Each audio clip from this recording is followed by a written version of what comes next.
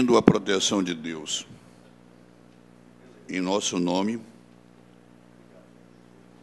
havendo quórum legal, dou por aberta a 24ª sessão ordinária do Tribunal de Contas do Estado do Amazonas, com o quórum composto pelo ilustre conselheiro decano Júlio Cabral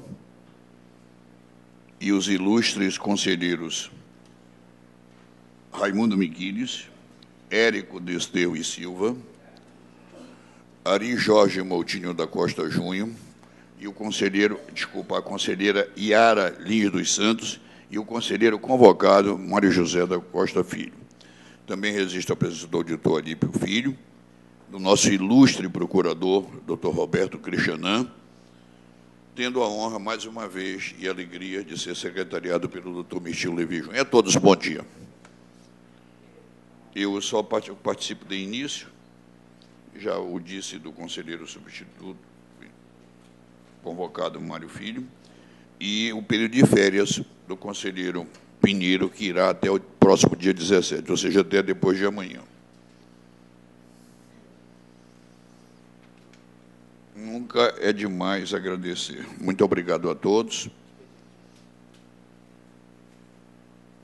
pelos aconselhamentos. Expedientes do TCU, informando que este tribunal, que a operação de crédito a ser firmada entre o Amazonas e o BID obteve posicionamento favorável. Ainda do TCU, a realização do 5º encontro de técnicos de educação corporativa dos tribunais no período de 18 a 20 de agosto. Eminente conselheiro Érico, eu destaco essa indicação e direciono à Escola de Contas. O 5º encontro técnico de educação corporativa dos tribunais de contas. Chegará o expediente a Vossa Excelência. Do Instituto Rui Barbosa. O presidente do Instituto ligou-me, com quem mantive uma conversa muito cordial, e ele quer que um técnico do tribunal esteja presente na construção de indicadores de governança no setor público. E eu achei por bem indicar o chefe do controle externo do tribunal, doutor Pedro Augusto, no dia 22, 23, em Brasília. Participo e peço que me referendem. Obrigado. Da Tricom, solicitando a participação para o dia 18, agora, daqui a 3 dias, mas na página eletrônica da Tricom, ou seja, online, na construção do documento sobre projeto de qualidade e agilidade no controle externo. Recomendo ao gabinete que atue nessa área, por favor, com o doutor Pedro Augusto, e ofereço e peço a participação dos conselheiros, procuradores, auditores, para essa participação. Eu pulei isso.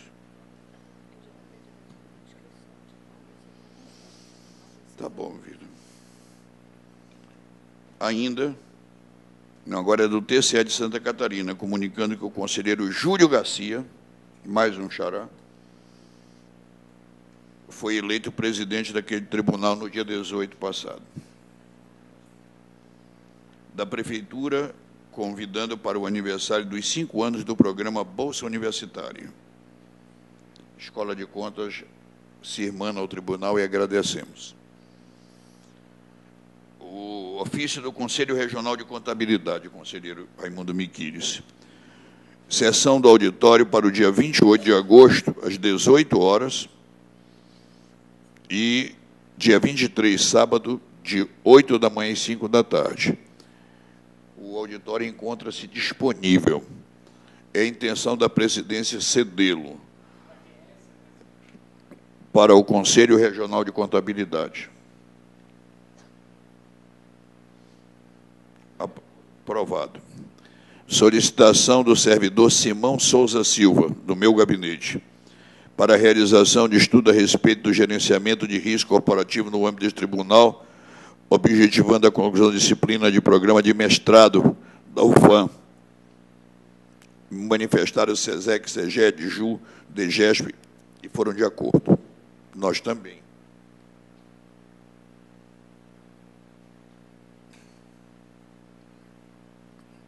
Eu queria, às vezes, mostrar minhas dúvidas, mas já conversei bastante com o conselheiro Cabral e outros sobre o assunto. Nosso conselheiro decano é o corregedor-geral, e ele apresenta uma proposta modificando o indicador de cumprimento de metas do programa de produtividade, e esta presidência propõe que a solicitação do eminente conselheiro corregedor seja aprovada. Não sei se agora ou na pauta administrativa. É a minha dúvida.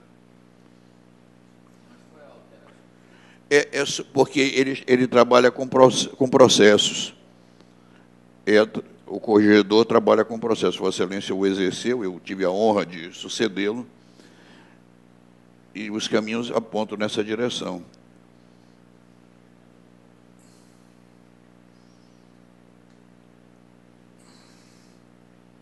A minha dúvida é só essa. Submeto agora ou na administrativa? Então, submeto à discussão. É a mudança do critério da produtividade de demanda para processo. Mas, no âmbito da corregedoria. só da corregedoria? Só da corregedoria. Eu gostaria de ter conhecimento da proposta. Perfeitamente.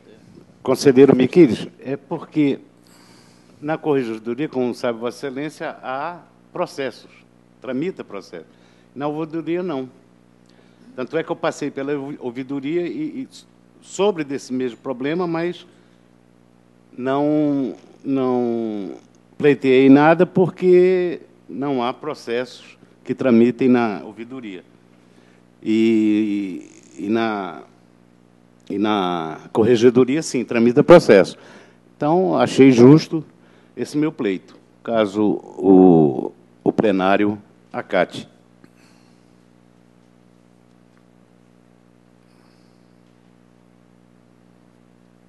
Eu gostaria de ter visto o processo. Vista concedida a Vossa Excelência. É uma exposição de motivos. Mas eu espero que no decorrer da reunião, ao fim, nós possamos, porque isso é o tipo da decisão que se toma agora ou só mês que vem, porque hoje já é dia 15. Se retardar a decisão, não haverá possibilidade alguma de atender no mês de julho. Alcançou? Alcancei, Excelência. Por isso que eu estou pedindo ao conselheiro Miquiles que devolva, se possível, na sessão de hoje ou na próxima, naturalmente, se aprovado, né, faríamos com a retroatividade. Na sessão de hoje, Tá bom. não tem condição de ler. Concedida vista ao conselheiro Miquiles. Exposição de motivos da servidora Sheila Nóbrega Silva, diretora do DITIM, sugerindo a prorrogação do prazo para apresentação das prestações de contas no portal e-Contas para os seguintes municípios: Figueiredo, Pauini, Manacamuru, Itamaraty e Juruá, Boa Vista do Ramos, Canutama, Carauari, São Sebastião do Atumã, Careiro da Várzea, Associação Amazonense de Municípios, Manaus Média, ADS, Cosama, Amazonas Tu, a FEAM, além da CIGAS, em razão da dificuldade de técnicas no portal. Esta presidência propõe que a prorrogação do prazo para as apresentações dessas informações no portal seja até o dia 29 de agosto, referente às competências de janeiro a maio, conforme cronograma proposto pelo DITIM. É uma exposição... Eu ouvi bem, Pois não. nessa lista está a Associação Amazonense dos Municípios. Lamentavelmente está, e eu li. Ela não porque presta eu queria conta, saber. não, né? Ela presta conta, Vitor? Eu estou dizendo que não presta, e eu escorreguei, agradeço-lhe, corrijo-me e retiro. Da minha parte, se Vossa Excelência entende que... Só para consertar o erro, eu acho que é para comunicar a Associação Amazonense dos Municípios, creio isso. É que veio embolado. Certo. Então, em discussão, aprovada a prorrogação de prazo. Indicações e propostas. Eu peço a palavra, Excelência. Pois não, conselheiro Cabral. Eu tenho dois assuntos, mas eu acho que alguém vai se manifestar depois, se não, eu me manifesto depois. O primeiro é só para registrar aqui que seja comunicado o aniversário, no próximo dia 20, do conselheiro aposentado, doutor Aloysio, meu amigo, de quem eu gosto muito. Só isso. Desejando-lhe saúde e paz com a sua família. Com a adesão de todos. Pronto. E da presidência, conselheiro Érico, no meio do estudo. Continua. Peço a palavra, senhor presidente. Eminente procurador, Vossa Excelência tem a palavra. Bom dia, senhores conselheiros, bom dia a todos. Eu gostaria de me manifestar aqui, nesse momento, para fazer uma moção de desagravo ao nosso colega procurador Rui Marcelo. Hoje, nos jornais, foi divulgado que, na sessão da Câmara de ontem, da Câmara Municipal de Manaus, ele teria sido muito criticado e, inclusive, ofendido pessoalmente. Então, esse nosso pronunciamento é para pedir que o Ministério Público de Contas e os 6 procuradores sejam respeitados. A crítica, numa casa legislativa, o debate, ele é saudável, é normal, mas não podem os senhores edis extrapolar dessa crítica normal ou democrática, partindo para ofensas no âmbito pessoal, acusações infundadas. Devo dizer que o procurador apenas está agindo no seu mistério de defender a boa aplicação dos recursos públicos. Em relação a essa questão que tem sido objeto de polêmica e discussões e notícias veiculadas na imprensa, tenho a dizer que isso já vem sendo levantado desde 2008 nas contas da Câmara Municipal, onde foi apurado nessas contas de 2008 um débito nessa questão, acho que especificamente em relação a combustíveis, de valores que chegam próximos de 1 milhão, não tenho os dados corretos. Mas, enfim, não se trata de oportunismo ou qualquer perseguição, como foi dito no jornal, por alguns, informado no jornal que teria sido dito por algum vereador. Não se trata de perseguição, tampouco houve prevaricação do procurador. No 2008, foram apurados esses débitos nas contas da Câmara. Essa provocação recente, através de representação, se deu em relação aos gastos de combustíveis, primeiramente, e depois a uma alteração supostamente inconstitucional da lei, permitindo os gastos do chamado cotão no período eleitoral. Sabemos que agora estamos nesse período propriamente dito, numa época de campanha, e os ânimos certamente estão muito exaltados, mas a atuação do procurador tem sido correta, assim como de todos os outros membros. O Tribunal de Contas aceitou a representação, fez a devida apuração, analisou os dados levantados e a defesa apresentada, e o relator, eminente conselheiro Júlio Cabral, achou por bem deferir as cautelares pugnadas na exordial do procurador. Então, o nosso repúdio não é a crítica é bem-vinda, e a Câmara e os vereadores terão toda a oportunidade de apresentar a documentação pertinente, de comprovar a regularidade, a efetividade, a legalidade dos gastos, mas a ofensa pessoal não pode ser aceita pelos membros do Ministério Público, também não pode ser jogada nas costas do TCE, insinuações quanto à não atuação em relação a outra casa legislativa, no caso a Assembleia. Para finalizar, eu gostaria de deixar bem claro que o procurador de contas, Rui Marcelo, e o conselheiro Júlio Cabral são responsáveis, têm entre suas atribuições as contas da Câmara Municipal. Portanto, em relação a outros órgãos, a Casa Legislativa Estadual, não são da sua alçada neste momento. Essas contas e essas outras despesas evidentemente que estão sendo apuradas e analisadas pelo Tribunal de Contas, estão sendo observadas pelo Ministério Público de Contas também, é outra procuradoria que cuida disso, é a doutora Fernanda, se não me engano, a relatoria é de outro conselheiro e, portanto, não pode se adotar uma solução simplista, como querem alguns, no momento, de aplicar imediatamente as mesmas decisões para a Casa Legislativa Estadual. Primeiro, porque são órgãos totalmente não, mas diferentes. Embora sejam os dois poderes legislativos, mas a Câmara está restrita ao município de Manaus. Portanto, as despesas de seus membros, elas devem estar adstritas ao município. Isso é uma coisa. Já a Assembleia, a jurisdição é no Estado todo, todos os municípios.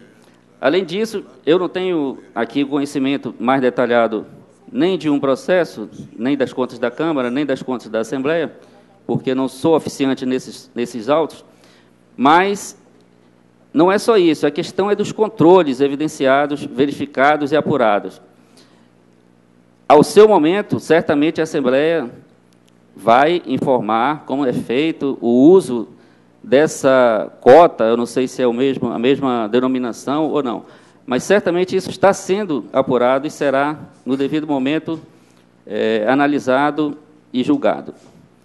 Então, senhor presidente, entendo também que o tribunal foi, de certa forma, atingido, né, por essas declarações, de estar usando de 2 pesos e 2 medidas, mas eu queria colocar nesse momento que não vejo essa situação e não posso, como procurador-geral do Ministério Público de Contas, não podemos aceitar, nós, procuradores, ofensas de ordem pessoal.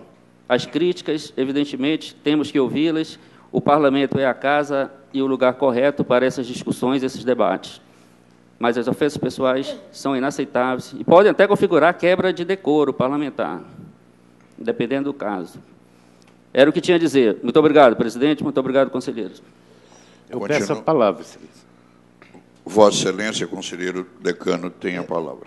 Só para complementar o que foi dito pelo nosso procurador-geral, rapidamente,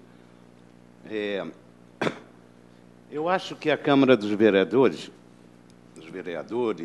enfim, eles estão misturando as coisas. Veja bem, eu já recebi documentação depois da notificação, da primeira notificação, e nada muda o que já está nos autos. Enfim, as defesas dele, a defesa dele foi, enfim, não surgiu efeito nenhum, não é? Eu acho que quando alguém é atingido e vai se defender indicando o outro, no erro do outro, nós aqui temos isso, mas a Assembleia também tem, mas não sei quem também tem. Como foi dito pelo procurador, o que nós recebemos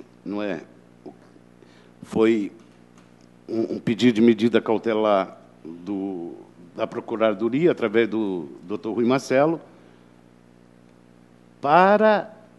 em relação à Câmara dos Vereadores. Então, quer dizer, a parte da Assembleia, o Ministério Público, o TJ, sei lá o que for, ninguém provocou, ninguém nada. A Câmara, sim, foi provocada. Eu acho que, em vez deles ficarem atacando, como eu li os jornais hoje, e quero me solidarizar com o doutor Rui, não é? A maneira falada por um vereador, impensada, não é? E eu acho que a defesa é a melhor coisa que tem. E comunico ao plenário que, na primeira defesa, notificação que nós recebemos, não muda em nada a situação. Era isso, excelência. Continua franqueada a palavra. Essa palavra. Conselheiro Raimundo Miquiles, por favor. Bem, primeiro, para tratar desse assunto, eu, por acaso, vindo para cá, estava assistindo, aliás, assistindo não, ouvindo uma outra rádio, em que estava se manifestando... Que outra rádio? Porque essa foi boa. Estava sendo entrevistado o candidato ao Senado, e que, segundo o jornal, usou termos ofensivos ao procurador Rui Marcelo, né? E ele, na verdade, estava concordando com a posição do tribunal de que os vereadores candidatos não deveriam exatamente usar o cotão nessa época de campanha. Até porque ele dizia que não havia como separar o que é o gasto de campanha do que é o gasto da função de vereador. Mas ele criticava exatamente o fato de o tribunal não ter também o mesmo posicionamento em relação à Assembleia Legislativa. O que me admiro muito é que o vereador, sendo um legislador, ele não conheça que as regras para os vereadores foram estabelecidas exatamente pelo Congresso Nacional, que limitou o gasto com pessoal na Câmara Municipal, que limitou o subsídio do vereador, né? Que limitou os gastos da própria Câmara Municipal. Tem limite de gasto. Isso está na Constituição.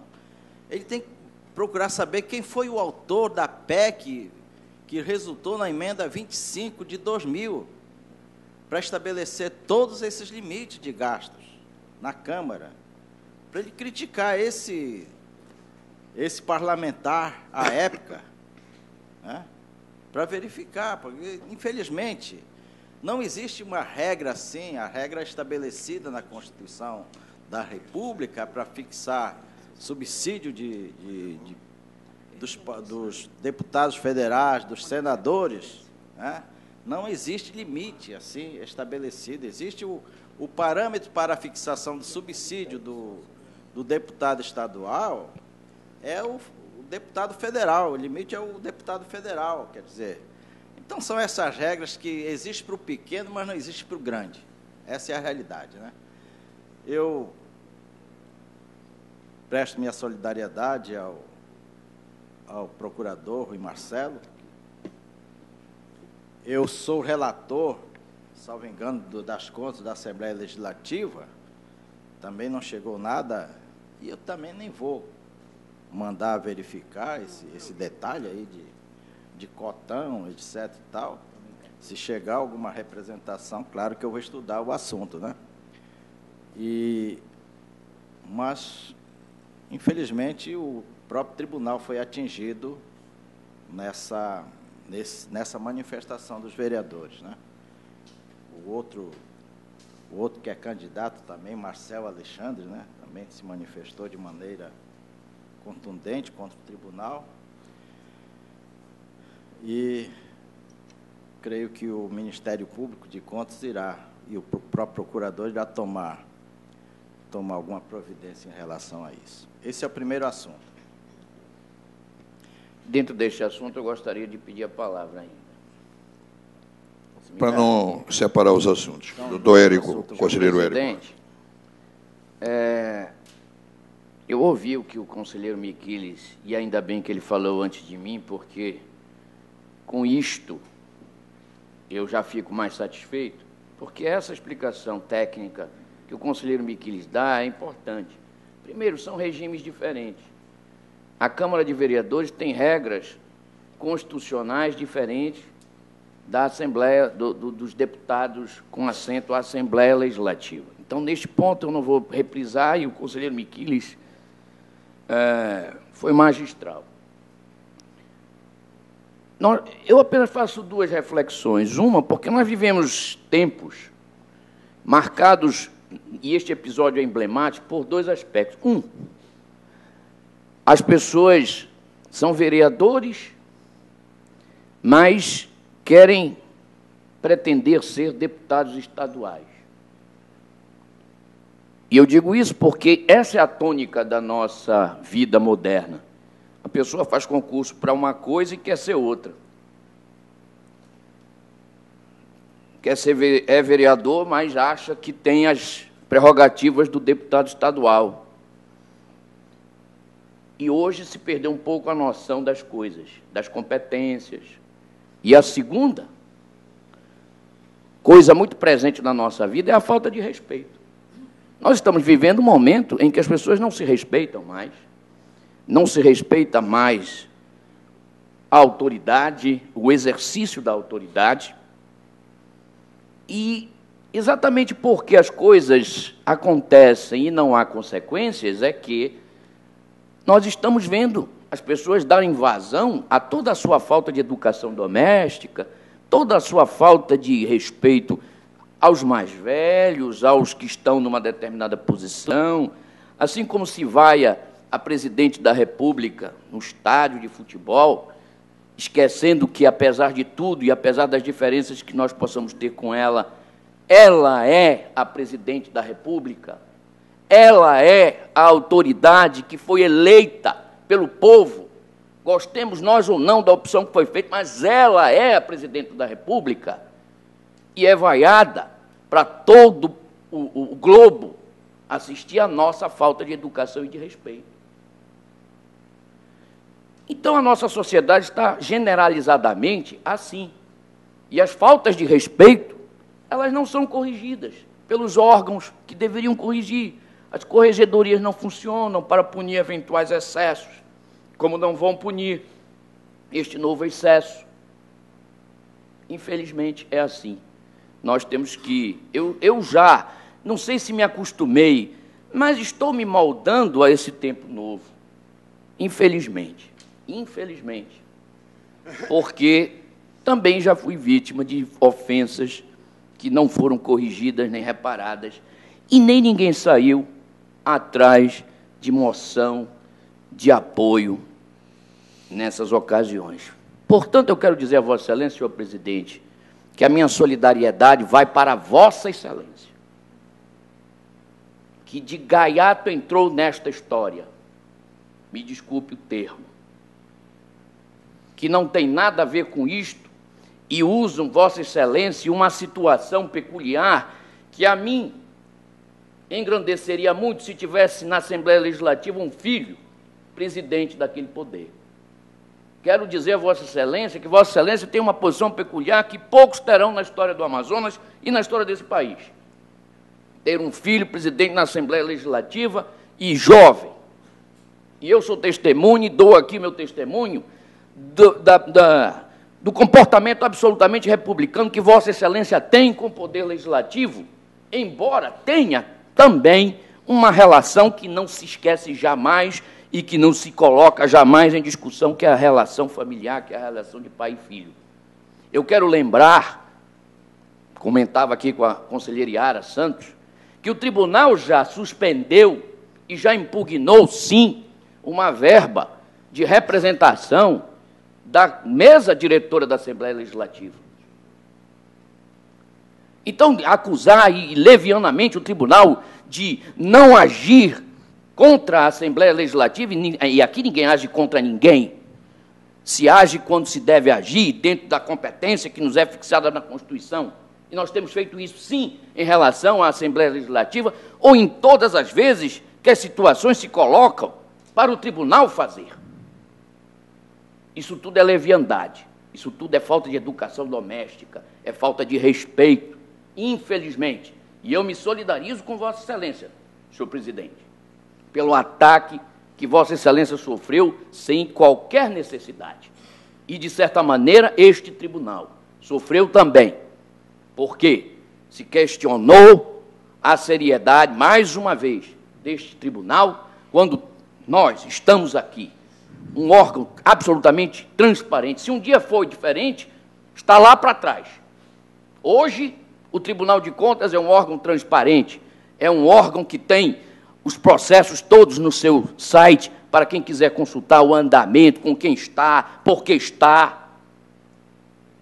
E eu quero, mais uma vez, me solidarizar com Vossa Excelência e com esse egrégio Tribunal Pleno, por conta destas palavras ofensivas, desrespeitosas, mal educadas, que se solta numa casa, infelizmente, de representação popular. Era isso, senhor presidente. Senhor presidente, eu peço a palavra até para não fugirmos do mesmo tema. É uma honra, conselheiro Ari, ouvi-lo. Senhor presidente, eu gostaria de parabenizar a lucidez do eminente conselheiro Érico Desterro e Silva, que fez uma análise profunda dos fatos. Realmente, o desrespeito que tenta se macular é a Corte de Contas de uma presidência legítima, serena, democrática, que Vossa Excelência vem administrando esta Corte de Contas. Eu lamento que são 39 vereadores e 2 ou 3 fazem um ato impensado e colocam uma casa legítima de representação do povo se posicionando de forma infantil, ao invés de se defender, atacar de uma forma tão imatura. Vossa Excelência, presidente Josué, e eu já tivemos a honra de participar daquela augusta casa. E sabemos o quanto é difícil conciliar o pensamento dos eminentes vereadores. Agora, o conselheiro Érico colocou de forma muito clara que caberia à corregedoria, sim, repor a verdade, caberia à corregedoria, sim, daquela Câmara Municipal, posicionar e dar à sociedade um depoimento de que já foram feitas as defesas e que aquilo não é o posicionamento da Câmara Municipal de Manaus em relação ao Tribunal de Contas do Estado do Amazonas. Minha solidariedade, presidente Josué.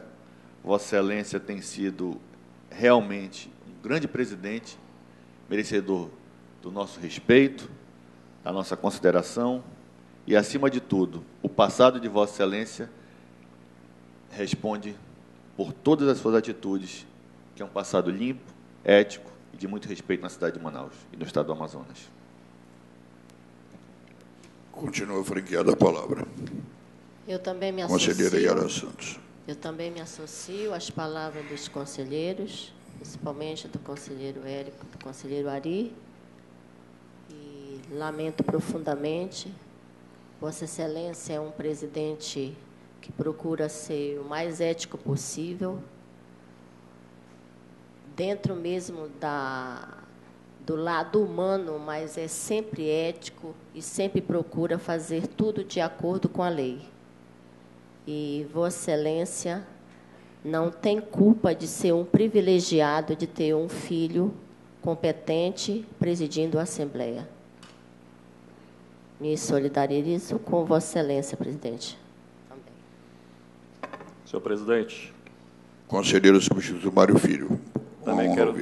Também quero deixar aqui o meu lamento pelos fatos ocorridos e a minha solidariedade com esta casa, com Vossa Excelência, senhor presidente, com os membros do Ministério Público, no repúdio a essas insinuações maledicentes e desrespeitosas que foram dirigidas a esta casa. Muito bem. Senhor presidente, também me somam as Auditor Aníbal Reis Firmo Filho. No mesmo assunto, Vossa Excelência tem a palavra. Isso. Eu já queria, de antemão, presidente, se for você me permitir, já retirar de pauta o processo 10796-2013 da minha pauta. Está retirado. Posso? Só para complementar também a minha fala anterior, também estou solidário a Vossa Excelência pela... Muito obrigado. Como é de conhecimento, a minha solidariedade de você é plena, infinita. Lhe conheço há muito tempo, conselheiro Josué. Sei da sua preocupação hoje em dia com essa situação, agravada com mais esse episódio, e a sua ligação com o presidente da Assembleia. Mas, como disse o conselheiro Ari, Vossa Excelência sabe separar as coisas, e quem lhe conhece sabe que o seu caminho é correto. E, desde já, eu sou um que estou do seu lado. Agradecendo a todos, sobretudo a parte humana e das normas da sociedade, também proferidas pelo eminente conselheiro Érico Desterro. A área técnica muito bem ilustrada pelo conselheiro Miquiles.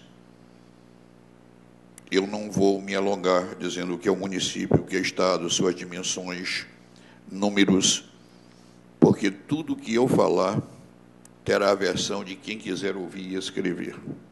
Eu respondo esse agradecimento coletivo do plenário com o bálsamo que me lavou a alma e fez-me derramar lágrimas internas, porque já aos 68 anos eu não tenho mais o mesmo espírito combativo de aceitar a mudança do alvo. O que é que a sociedade, via Tribunal de Contas, oriundo de uma representação do Ministério Público, fez surgir? Um disciplinamento nos gastos. Depois disso esgotado, uma legalidade das normas. Ao se desviar o alvo, o cerne, o centro, será esquecido. Só há uma forma, meu querido conselheiro Érico e meus queridos conselheiros que me honraram com este cargo, no momento, é entender o seguinte: ninguém está sendo doido, nem mal educado, nem intempestivo por causa da lei, e sim por causa da eleição. Resta-me a mim cumprir o que eu disse no início, que quando chegasse a tertúlia, eu afastar-me-ia.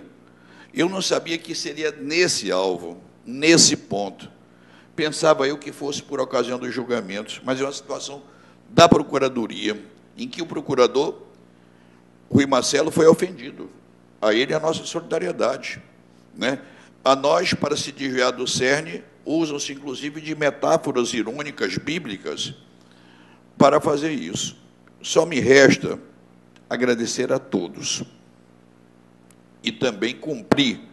Já mandei levantar minhas férias agora de manhã. Pior é que eu tenho que entrar de férias forçado, porque eu poderia tentar uma licença, mas não seria, na minha opinião, também ético. É melhor que eu me afaste com férias, como se eu tivesse em lazer, por exemplo, em Cabo Frio, que eu adoro. Muito obrigado a todos de coração. Essa honra eu tenho mesmo de ter um filho que tem caminhado até aqui, numa linha que a sociedade aprova. Tenho procurado ser democrata, como bem o disseram, dividindo as responsabilidades, de gerir esse tribunal com uma experiência de quase 45 anos de vida pública. Mas esse não é o caso. O caso agora é voto, é urna, é eleição. Então, o debate vai nesse sentido. Muito obrigado. Me perdoe eu não ter conectado todos os terminais, mas eu fiquei tonto ontem à tarde. Os repórteres, com claro interesse profissional, são aguços. Quando eles percebem, eles sabem que aquilo terá repercussão. Mas, pelo amor de Deus, também a imprensa do meu Estado, não vamos esquecer a questão principal. A lei, o disciplinamento dos gastos. Apenas, não devo nem falar isso, mas aquilo que você falou sobre o aspecto da outra Casa Legislativa, o tribunal retirou. Aquilo extinguiu-se. Mas não deu, isso não dá ibope. Dá ibope eu conceder. Muito obrigado. O conselheiro Miquiles tem ainda um assunto. Desculpe-me, conselheiro Miquiles. Teria algo a falar. Com relação a uma representação que foi formulada pelo Ministério Público junto ao Tribunal de Contas, com pedido de medida cautelar. Essa medida cautelar foi concedida em relação a um concurso Borba, a ser realizado pela Prefeitura Municipal de Borba. O parágrafo 1º do artigo 1º da Resolução 03, de 2 de fevereiro de 2012, que disciplina... Obrigado, Tilde. Que regulamenta, no âmbito do Tribunal de Contas, o procedimento a ser adotado em relação às medidas cautelares, ela estabelece aqui no parágrafo 1º que o despacho do presidente ou do relator de que trata este artigo, bem como a revisão da cautelar concedida, serão submetidos ao plenário na primeira sessão subsequente. E foi o que eu pedi no meu despacho, no processo, até porque o regimento interno não permite o julgamento de processo extra-pauta, né? Ele veda lá qualquer julgamento extra-pauta. Então, estou trazendo nessa fase de indicações e propostas para dar conhecimento ao plenário de que foi concedida essa medida cautelar no processo 2874/2014. Era a comunicação que eu É o registro do Conselheiro Miquílio da concessão da cautelar. Doutor Érico, conselheiro Érico, Vossa Excelência. Senhor presidente, antes de começar a sessão, o secretário do Tribunal Pleno, doutor Mirtil, me abordou sobre um assunto relacionado ainda sobre os processos do conselheiro Lúcio Albuquerque. Porque nós distribuímos os lotes do conselheiro, muito bem. Mas há uma série de processos dentro do Tribunal de Contas que são da relatoria do conselheiro Lúcio Albuquerque, processos tanto do Pleno quanto das câmaras, que tramitam, né? Então, nós precisamos distribuir também esses processos. E a minha sugestão que eu gostaria de fazer ao Tribunal Pleno é a seguinte, que nós determinássemos à Secretaria de Controle Externo que recolhesse todos os processos de tramitação, que ainda tramitam e que são e que a relatoria do conselheiro Lúcio Albuquerque, para que a Secretaria de Controle Externo, na competência do Pleno, fizesse de novo novos lotes, compensando-se ali as questões sobre orçamento, sobre, enfim, a complexidade do procedimento, e novamente viessem esses lotes ao plenário para que nós pudéssemos distribuir entre os conselheiros, de maneira que esses processos não fiquem aí sem relator, como no passado ficaram alguns e, por isso mesmo, criaram alguns problemas para nós. Esta é a proposta do conselheiro Érico. Há alguma outra proposta? Agora eu vou falar como o Brizola, então esta é a melhor, porque não existe outra. Eu acho que após o levantamento nós poderíamos verificar qual é a maneira da distribuição desses processos, né? Porque o que foi distribuído, na verdade, foi só as calhas de 2014 e 2015, né? Os anteriores, não. Nós já estamos, conselheiro Érico, atendendo parcialmente a proposta de Vossa Excelência, fazendo o levantamento, e creio que não há o que se discutir, é distribuir os que estão tramitando nessa corte. Posso aprovar a proposta do conselheiro Érico? Aprovada.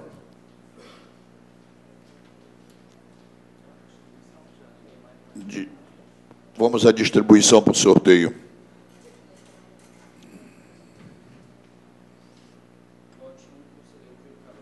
Número 1, Vossa Excelência, decano. Conselheiro Júlio Cabral. Number 1.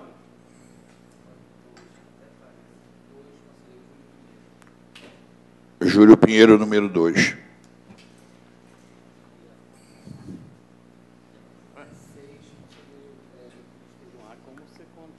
Número 6, Érico Desterro.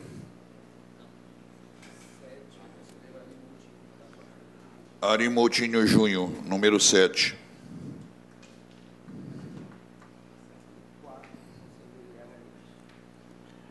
Yara Lins Santos, número 4.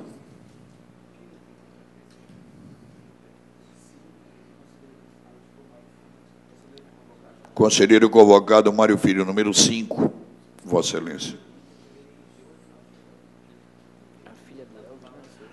Número 3, auditor Alípio Reis Firmo Filho.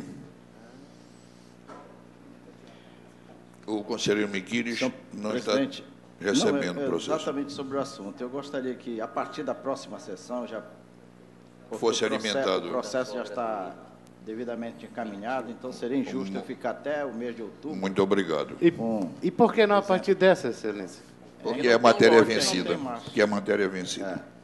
Não tem mais processo também para distribuir. Vamos, então, aos julgamentos adiados. Eu empresto meu lote para ele, excelência. Nos julgamentos adiados, o primeiro da pauta é de vossa relatoria, conselheiro Júlio Cabral. É o processo número 6.499 de 2013. Ele trata-se de uma aposentadoria de uma bibliotecária. Excelência, é um recurso ordinário, né, interposto pela senhora Carlete de Souza Maciel dos Santos, aposentada no cargo de bibliotecária do quadro pessoal da Procuradoria-Geral do Município, em face da decisão exarada nos autos do processo número 1996 de 2013. O meu voto, excelência, como está disponibilizado, é dar provimento no sentido de julgar legal a revisão de aposentadoria da interessada, tendo em vista que a possibilidade de se aposentar com provento aumentada em 30% em contraparo no artigo 120, inciso 3, da Lei Municipal número 1178 de 71, em que pese o destacante entender que o mencionado dispositivo não foi recepcionado pela Constituição Federal de 88, vale ressaltar que não consta nos autos a presença de julgado do Poder Judiciário, declarando a não recepção da norma específica. E cumpre salientar ainda que a matéria é conhecida no âmbito desta Corte, haja vista a existência de precedente processo, um deles é o número 7.945 de 2002. Então, este é o meu voto, excelência, sobre esse recurso. Não é, há um voto vista do conselheiro Raimundo Miquiles, em que ele devolve, e me acompanhando o relator, né, dando provimento no sentido de julgar legal a revisão da aposentadoria da interessada, e há um destaque do conselheiro Érico negando provimento, mantendo a ilegalidade. Eu me adianto que peço vênias ao conselheiro Érico, mas eu mantenho o meu ponto de vista, o meu voto. Vossa Excelência tem a palavra. Senhor presidente, exatamente, já está resumido pelo conselheiro relator, a minha posição resumida. A norma que lastreia esta revisão é inconstitucional. Já era inconstitucional no regime anterior e, evidentemente não foi recepcionada pela Constituição atual. Logo, não cabe essa aplicação nesse momento para esta senhora.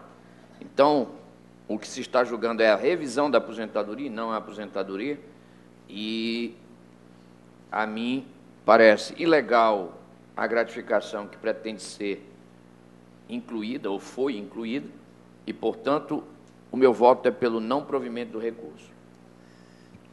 Discussão da matéria. Colherei os votos. O decano é o relator. O conselheiro Miquiles, que lhe sucede em tempo como conselheiro, já manifestou seu voto e adjetivou em homenagem ao excepcional interesse social. Acompanhando o relator, Vossa Excelência, conselheiro Arimoutinho. Acompanho o eminente relator. Vossa Excelência, conselheira Yara Lins dos Santos. Conselheiro convocado Mário Filho. Com o relator. Por maioria, prevalece o voto Júlio Cabral, relator do processo número 6.499 de 2013. O consecutivo é vosso, eminente conselheiro Érico. É o de número 5.148 de 2013. Recurso de revisão. Também aposentadoria. Só um minuto, Sérgio. Este caso já é conhecido do Tribunal Pleno. O meu voto Aliás, tem um aspecto diferente.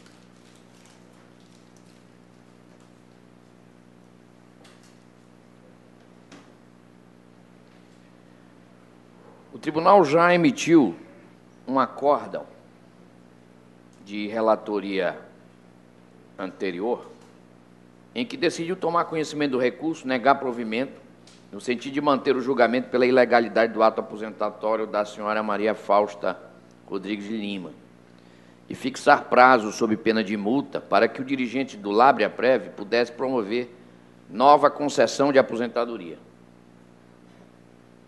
Após a devida notificação, não houve manifestação.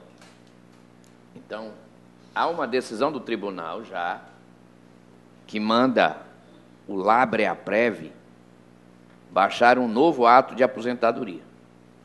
A mim, como relator sucessor,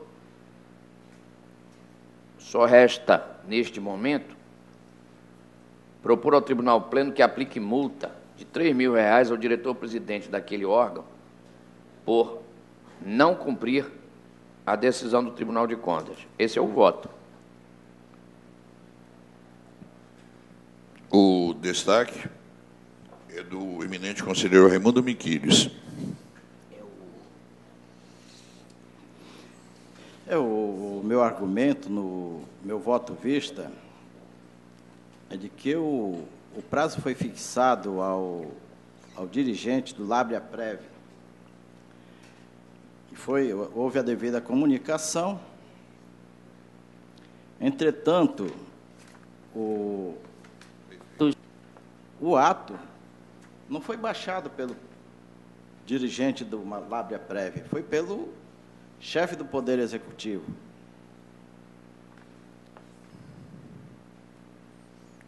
E aqui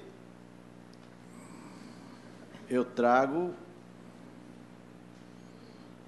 a transcrição do acordo. Exatamente, a transcrição do acordo e também uma decisão do Pleno de que, em atos de aposentadoria,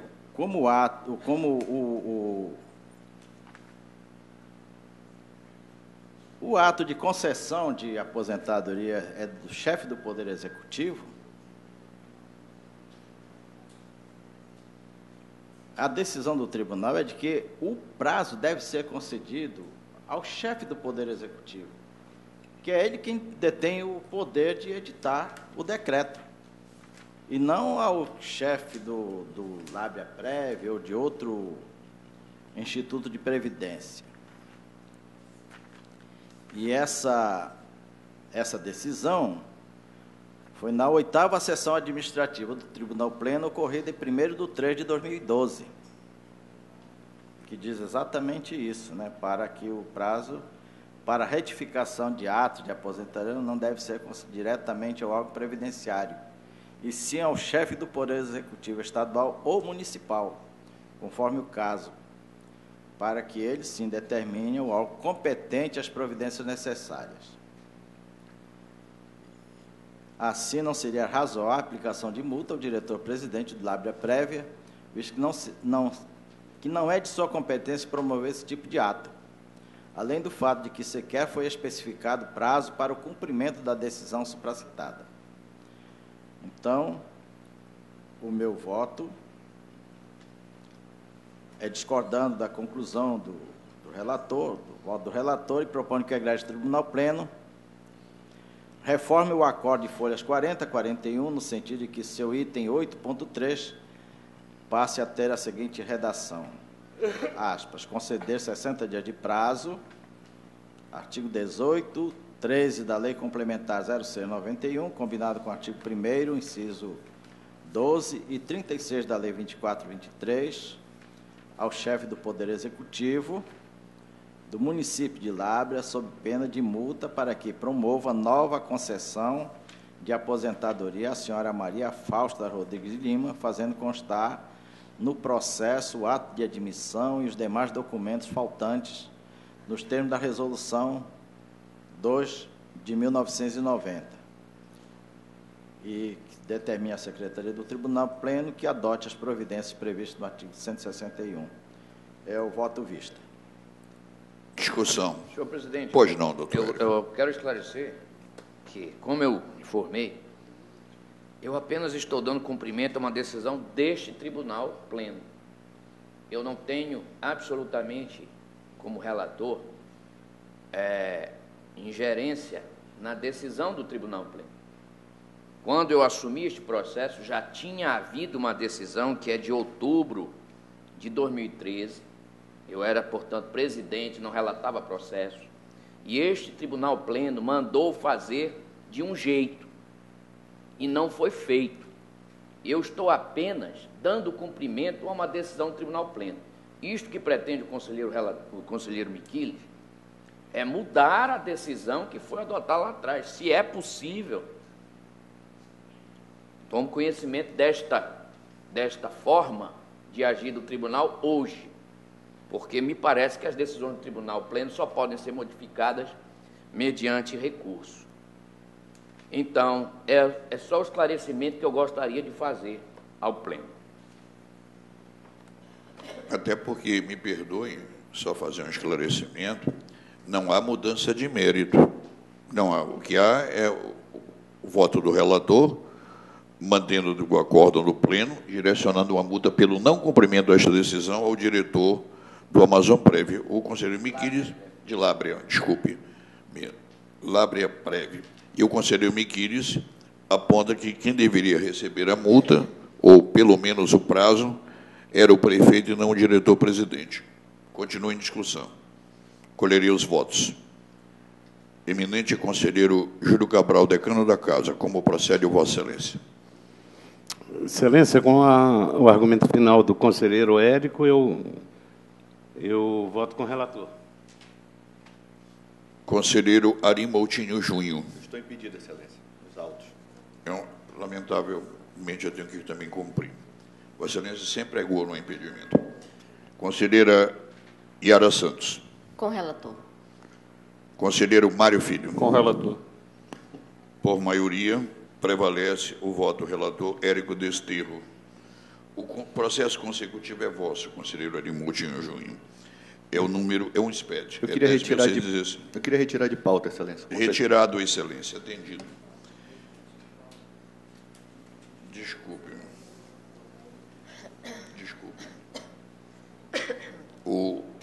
O conselheiro Arípio já antecipou, sim, na retirada, por ocasião das propostas. Auditoria.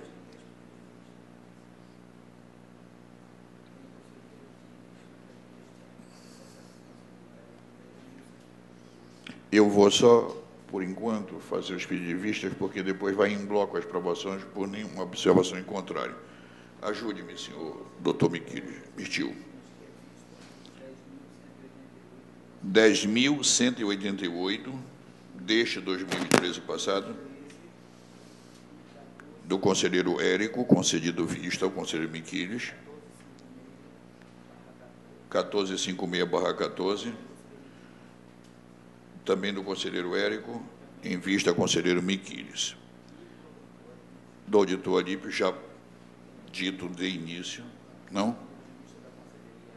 O pedido de vista da conselheira Yara no processo número 1037 de 2011. Na pauta ordinária em consecutivo, não há observações nos demais processos dos eminentes conselheiros Júlio Cabral, Raimundo Miquiles, Érico Desterro, Ari Moutinho Junho, Mário Filho como auditor e Alípio Filho como auditor. Nenhuma observação. Então, esta pauta da ordinária, na ordem falada, está aprovada. Este processo foi vista 10.796, perfeitamente. Esgotada a pauta da nossa reunião ordinária. Eminente conselheiro Érico, iniciando a pauta dessa administrativa de número 24, 24ª sessão, há em pauta um processo nosso, do presidente, que foi concedido a vistas a Vossa Excelência, que trata da averbação do tempo de serviço para Valdinor Mendonça Santarém. Houve manifestação do conselheiro Érico? Não, Excelência, eu devolvi o processo sem manifestação, mas gostaria de fazer apenas uma observação aqui, por ocasião do julgamento. Na realidade, trata-se de um assunto corriqueiro em que os servidores solicitam a averbação de tempo de serviço prestado a outro órgão, no caso aqui, a Câmara Municipal de Manaus, por coincidência. Assunto do dia. E, ao pedir a averbação, pede também a indenização de licença especial. O tribunal tem reiteradamente decidido que não cabe a indenização, porque há a necessidade de haver, na origem, uma lei autorizativa para tanto. Alertou-me o requerente que existe uma lei municipal, a de número 470, de 21 de janeiro de 1999, que, no seu artigo 15, parágrafo único, diz o seguinte: ficam excluídos do teto remuneratório fixado neste artigo os valores decorrentes de, letra K, desculpe, letra H, não, é K mesmo, conversão de licença-prêmio em pecúnia na forma da lei. E, ao demonstrar a existência deste dispositivo, afirma, então, que existe a previsão numa lei municipal da possibilidade de se converter a licença-prêmio em pecúnia. Só que eu solicitei a ele que me apresentasse esta lei, porque aqui há uma previsão genérica de que a conversão de licença-prêmio em pecúnia estaria fora do teto remuneratório, mas na forma da lei. Portanto, haveria ainda assim a necessidade de uma lei regulamentando esse assunto, porque uma lei poderia vir e dizer que esta conversão só cabe, por exemplo, no momento da aposentadoria do servidor, quando ele não tivesse gozado durante a atividade a licença-prêmio. Se a lei viesse dizendo isso, por exemplo, não caberia o deferimento do pedido dele dentro do tribunal, porque ele se encontra na atividade. Então, dito isto, eu quero dizer que solicitei vista do processo, tendo em vista que havia um argumento que ainda me fazia refletir sobre o assunto, mas eu concordo com o voto de Vossa Excelência no sentido de deferir a averbação, mas não a conversão em indenização, porque eu não identifiquei legislação no âmbito municipal de Manaus que ampare essa pretensão do servidor. Era só esse o esclarecimento que eu gostaria de fazer. Bem, pacificado, harmônico. Eu peço vista do processo. Pois não, conselheiro Miquiles, mas eu queria só sobre esse aspecto, que Vossa Excelência me permitisse, já que eu estou andando tão calado, por sofrer muito, é que a lei não existe porque o homem é inteligente.